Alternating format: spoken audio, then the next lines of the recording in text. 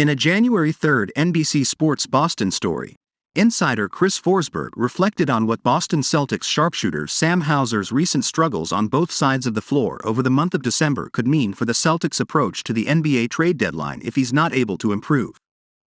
Hauser needs to find his offensive mojo in January and tighten up his defense, or it might force Stevens to more aggressively explore wing options whom the team can trust more in potential playoff minutes, Forsberg said. Forsberg detailed Hauser's issues shooting the ball in December and his negative impact on the court because of it. Sam Hauser's slump has now stretched over a month. In the 16 games since November 30th, he's shooting 33.8% from the floor and 28.1% beyond the three-point arc. Once dancing among the NBA's plus-minus leaders early in the year, Hauser is -45 over those 16 games. He's held a positive plus-minus in only 6 of those games, although 4 of those have come since Christmas Day.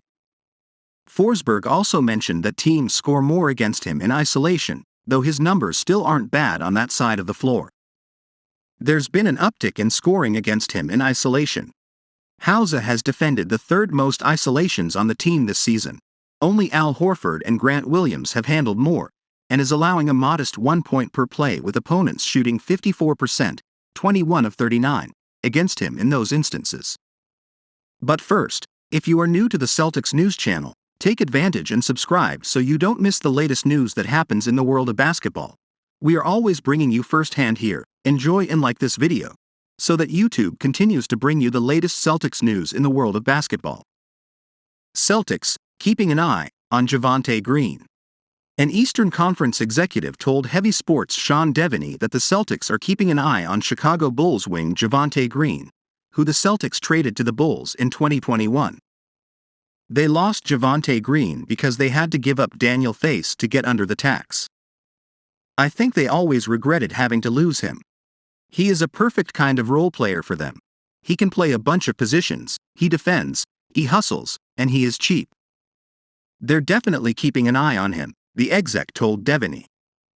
The Bulls are 16-21 and are in a three-way tie with the Washington Wizards and Toronto Raptors for the 10th seed in the Eastern Conference standings. The Bulls must decide whether they want to keep fighting for a playoff spot or start fresh. If they go in the latter direction, Green could become available, and his $1.8 million contract could fit into one of the Celtics' trade exceptions.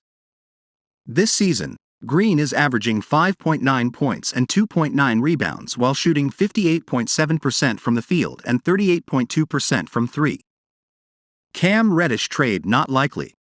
The Athletic's Jared Weiss was asked if the Celtics would have any interest in Cam Reddish of the New York Knicks during a January 3 mailbag. Weiss explained why he does not believe Reddish would fit well with the team. Reddish has underwhelmed everywhere he's gone for his effort and consistency, so I don't see the Celtics taking away someone who brings those things to welcome that in.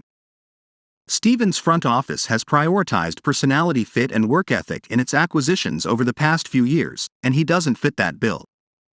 Hopefully, he can rehab his image somewhere, but it doesn't look like that's happening in New York, Weiss wrote.